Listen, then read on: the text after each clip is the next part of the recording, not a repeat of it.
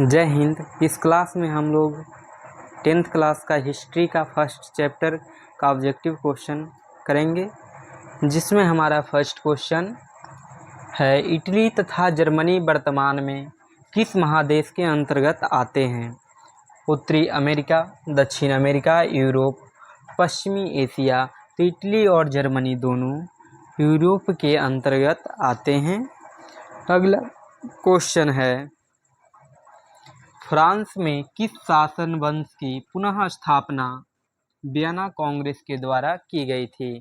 तो फ्रांस में वियना कांग्रेस के द्वारा बुर्बो राजवंश की स्थापना की गई थी और जो वियना संधि हुई थी, वियना की संधि यह संधि 1815 ईस्वी में हुई थी, जिसका नेतृत्व मेटरनिख कर रहे थे। और उस समय नेपोलियन का शासन 1815 में ही अंत हुआ और वियना कांग्रेस के द्वारा फिर से जो है नए नए राष्ट्रों में पहले वाले जो रूढ़िवादी यानी कहने का मतलब पुरानी जो व्यवस्था थी उसको मेटरनिख के द्वारा लागू किया गया। अगला है मेजनी का संबंध किस संगठन से था? लाल सेना, कार्बोनारी, फिलिक हेटारिया, डायट। तो कार्बोनारी से मेजनी का संबंध था। इसके अलावा यंग इटली, यंग यूरोप और फ्रेंड्स ऑफ इटली संगठन से भी संबंधित थे। अगला है इटली एवं जर्मनी के एकीकरण के विरुद्ध निम्न में से कौन था? तो इसका इटली और जर्मनी का जो एकीकरण है उसके विरुद्ध में ऑस्ट्रिया था। अगला क्वेश्चन है काउंट काबूर को विक्टर इमैनुअल के पद पर किसने नियुक्त किया था? सेनापति, फ्रांस में राजदूत, प्रधानमंत्री और गृह मंत्री। तो काउंट काबूर को विक्टर इमैनुअल के द्वारा प्रधानमंत्री के पद पर नियुक्त किया गया था। अगला क्वेश्चन है गैरिबाल्डी पेशे से क्या था? गैरिबाल्डी पेशे से नाविक था और गैरिबाल्डी को इटली के एकीकरण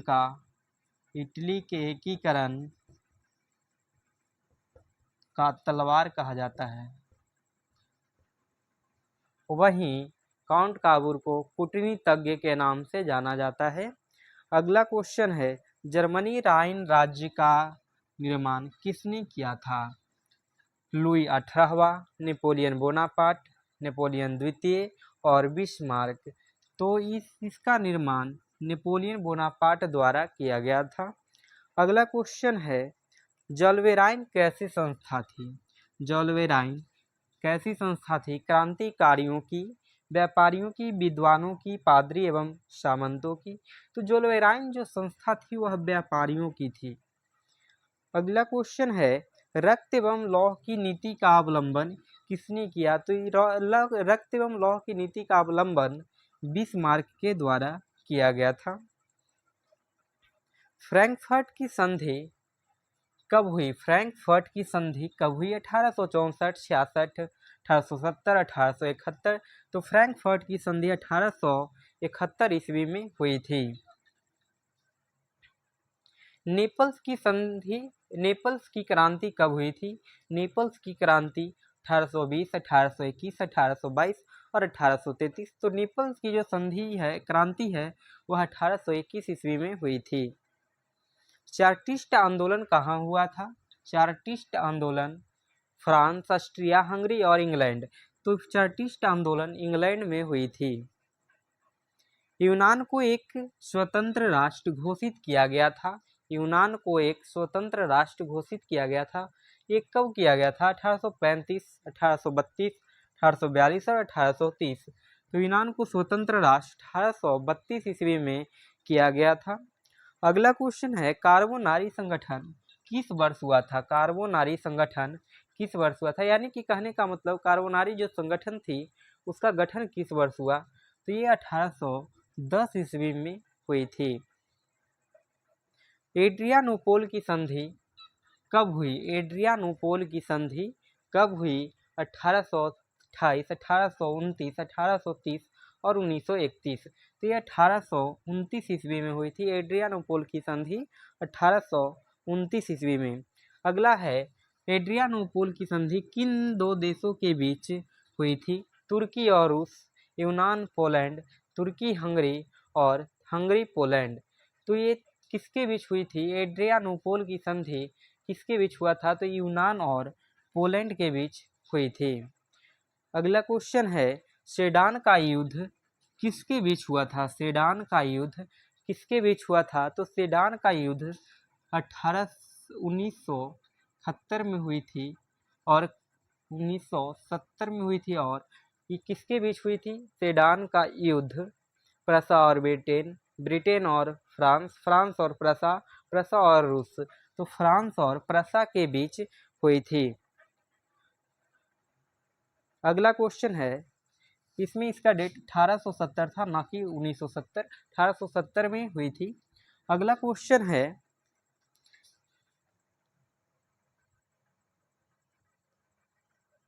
हाँ, ये एड्रियानोपोल की संधि किन देशों से के बीच हुई थी? तो ये 1870 ईस्वी में, एक सेकेंड, सेडान का युद्ध, सेडान का युद्ध 1870 ईस्वी में प्रसा, फ्रांस और प्रसा के बीच हुई थी। अगला क्वेश्चन है, पोलैंड के विद्रोह को किसने कुचल दिया? पोलैंड के विद्रोह को किसने कुचल दिया? तो रसिया के द्वारा इसे दबा दिया गया था, कुचल दिया गया था।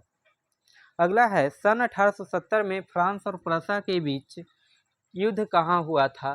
तो फ्रांस और प्रसा के बीच सेडान का युद्ध हुआ था। वहीं सेडोवा का युद्ध 1866 में ऑस्ट्रिया और प्रसा के बीच हुआ था। सेडोवा का युद्ध 1866 ईस्वी में फ्रांस और ऑस्ट्रिया और प्रसा के बीच हुई थी। अगला क्वेश्चन है, यूरोपवासियों के लिए किस देश का साहित्य एवं ज्ञान विज्ञान प्रेरणा स्रोत रहा? तो ये यूनान के जो यहाँ का जो ज्ञान विज्ञान और साहित्य हैं वो प्रेरणा स्रोत रहे।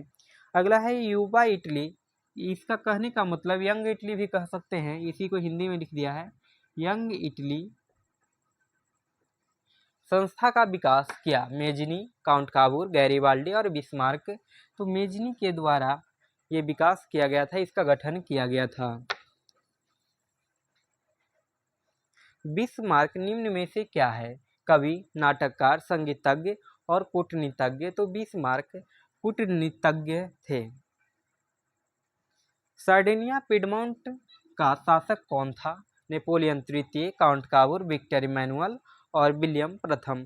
तो सार्डिनिया पिडमोंट का जो शासक थे वह विक्टर इमैनुअल थे। यूनान स्वतंत्रता आंदोलन, यूनानी स्वतंत्रता आंदोलन के दौरान कौन ब्रिटिश कवि शहीद हुए?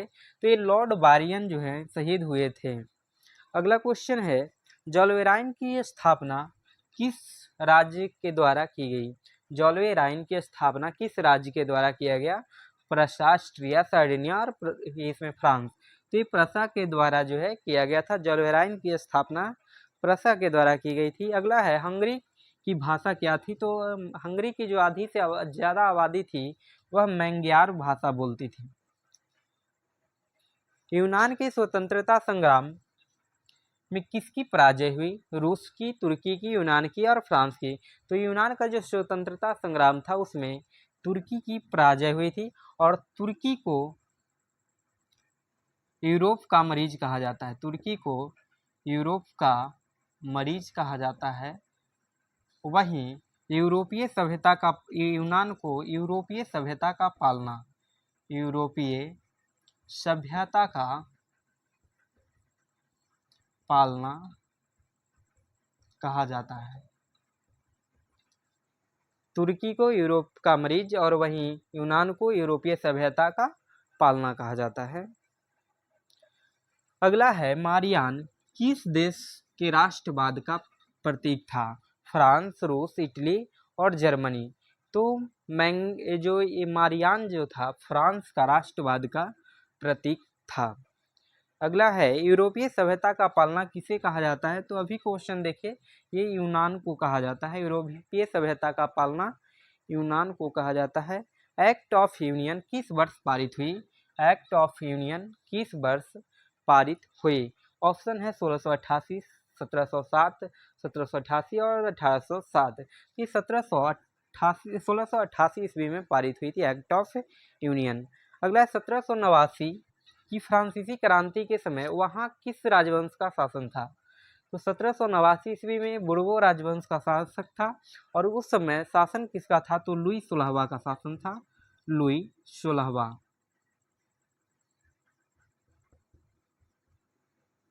लुई 16वां का क्या था? शासन था किस समय? तो फ्रांस की क्रांति जो 1789 ईस्वी में हुई थी उस समय लुई 16वां का शासन था। अगला क्वेश्चन है नेपोलियन संहिता किस वर्ष लागू हुई? नेपोलियन संहिता किस वर्ष लागू हुई? तो ये 1804 ईस्वी में हुई थी। नेपोलियन संहिता कब लागू हुई? तो 1804 ईस्वी में। इसमें क्या किया गया था? तो जैसे विशेषाधिकार ये सभी चीज़ों को समाप्त कर दिया गया था, वोट देने का अधिकार मिला था इसमें। तो ये कुछ कुछ सुधार जो थे इसमें, जो वंशानुगत पद थे वो सभी समाप्त कर दिए गए थे। जर्मनी के एकीकरण के लिए बिस्मार्क ने कितने युद्ध किए? तो ये 3 युद्ध किए थे। जर्मनी के एकीकरण के लिए बिस्मार्क ने 3 युद्ध किए। अगला है वियना कांग्रेस में कौन सा राष्ट्र सम्मिलित नहीं था? वियना कांग्रेस में कौन सा राष्ट्र सम्मिलित नहीं था? ब्रिटेन, रूस, फ्रांस और जर्मनी। तो ब्रिटेन, रूस और फ्रांस वियना कांग्रेस में सम्मिलित था, जबकि रूस इसमें शामिल नहीं था। वियना कांग्रेस में पवित्र संघ की योजना किसने प्रस्तुत की? पवित्र संघ जो है रूस के जार द्वारा जो है इसकी योजना को प्रस्तुत किया गया था। यंग इटली के संस्थापक कौन थे? जियोबर्टी, काबूर, मेजनी और गैरीवाल्डी। तो इसके जो संस्थापक थे वह मेजनी थे। अगला है फ्रांस के किस राजा ने कहा था अंग्रेजी राजा की भांति शासन करने की अपेक्षा लकड़ी काटना अधिक पसंद करूंगा?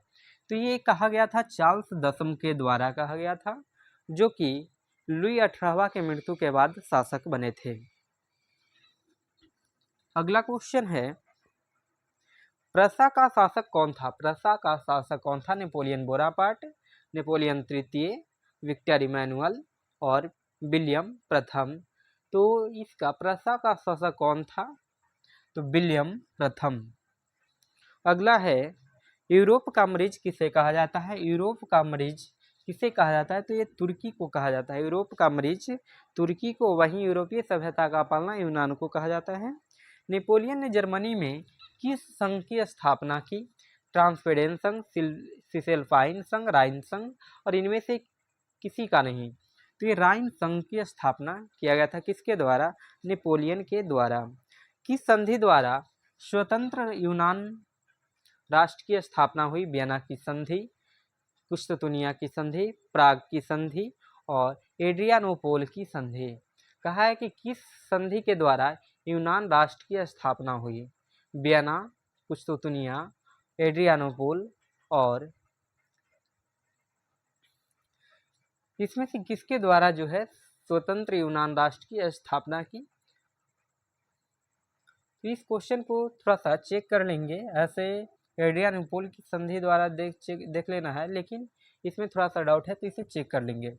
अगला क्वेश्चन है यंग यूरोप की स्थापना किसने की थी? यंग यूरोप की स्थापना किसने की थी?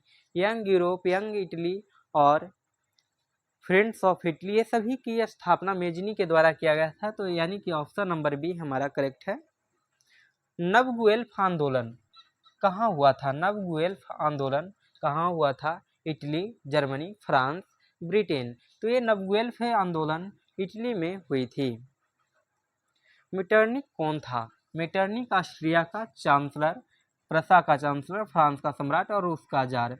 तो ये ऑस्ट्रिया का चांसलर था। उसके अलावा जो वियना कांग्रेस द्वारा वियना की संधि हुई थी, सम्मेलन हुई थी, उसका नेतृत्वकर्ता भी कौन थे? मीटरनिक। अगला है कार्बोनारी की स्थापना किस वर्ष हुई थी? कार्बोनारी की स्थापना 1810 ईस्वी में हुई थी। 1830 की क्रांति के बाद फ्रांस में किस प्रकार का शासन स्थापित हुआ? निरंकुश राजतंत्र, संघीय शासन व्यवस्था, गणराज्य, संवैधानिक राजतंत्र। तो यहाँ 1830 की क्रांति के बाद संवैधानिक राजतंत्र स्थापित हुआ। लाल कुर्ती नामक संस्था का गठन किसने किया? बिस्मार्क, काबूर, मेजनी और गैरीवाल्डी। तो लाल कुर्ती का गठन किसने किया था? बिस्मार्क के द्वारा लाल कुर्ती का गठन किया गया था।